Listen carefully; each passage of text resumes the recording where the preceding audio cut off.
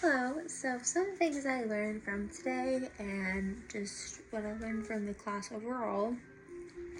One of the few things that I really understand is meaning making, which is trying to just figure out who we are as a person and how and where and whom we belong with, like kind of our circles, our morals, how we kind of define ourselves, and where we come from and where we want to see ourselves in the future, because that's very crucial, especially for me. I really want to see my future thrive.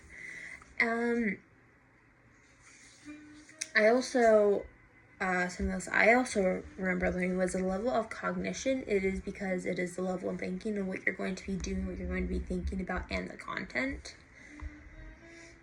And then something else that I really thoroughly kind of understood and grasped during this class was students will be able to is students' expectations. You went on for this for a little bit, so it's something that really kind of drilled in my brain. So yeah, students will be able to is students' expectations of the content, essentially.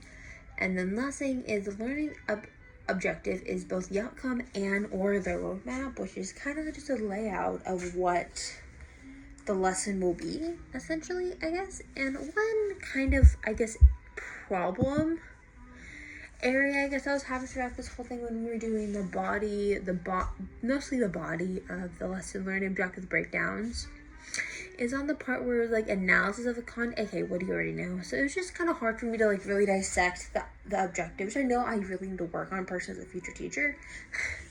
So I just really need to work on dissecting the learning objective using my resources and just really dissecting what it means so I can further that into my students' learning and implement that. So yeah, that's really what I learned, what I'm a little bit confused on. So have a good weekend. Thank you.